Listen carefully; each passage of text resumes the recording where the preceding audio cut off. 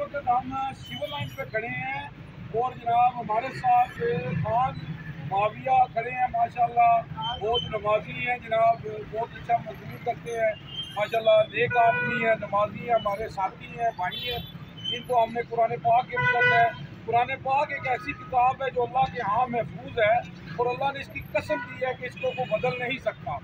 अगर हम इस पर अमल करें तो हमारी ज़िंदगियाँ बदल सकती हैं। मैं क्या बयान करूँ सल्लल्लाहु अलैहि वसल्लम की शान में। अल्लाह ने सब कुछ नाज़िल कर दिया कुरान में। अम्मा आयशा से किसी ने पूछा आप सल्लल्लाहु अलैहि वसल्लम की सीरत क्या है, तो अम्मा आयशा फरमाती हैं कुरान कुरान कुरान। आप सल्लल्लाहु अलैहि वसल्लम फरमाते हैं कुरान पढ़ा करो, कुरान पढ़ा करो, ये क़यामत के दिन तुम्हारी सिफारिश करेगा।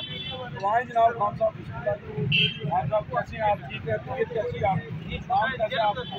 कोई आपको कोई प्रॉब्लम हो तो जावा जी जेल आपके लिए हाजिर है। किसी वक्त कहीं भी कोई मसला हो तो आप हमें बताएँ। आप हाँ जी, आप हमारे भाई हैं, हमारे दोस्त हैं, नमाजी हैं माशाल्लाह। और आपने हमसे वादा करना है कि लेकिन आप सल्लल्लाहु अलैहि वसल्लम ने एक साहबी को कहा अबू दर अगर सुबह सुबह कुरान की एक आयत को पढ़ के समझ लो तो 100 नफलों का सवाब है।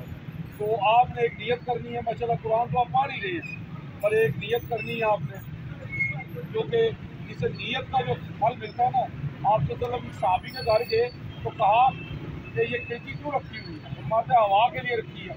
आप फरमाते अगर तुम कह देते ना आजान के लिए रखी है, हवा तो तुम्हें मिल रही है जी।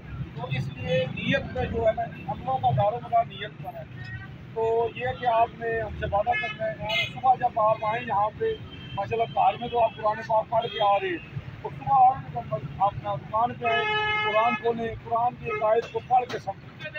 क्योंकि कुरान जो है ना, कुरान ये जनाब हमें तर्जमे से पढ़ेंगे माशाल्लाह, हम पढ़ रहे हैं, सब पढ़ रहे हैं, सवाब भी मिल रहा है, पर तर्जमे से नहीं पढ़ा जा रहा है। कुरान के नीचे अंधेरा है, हमारी कोशिश है कि तर्जमे से पढ़ा जाए। तो बहुत शुक्रिया जी, जज़ाकल्लाह, कैफी अमान।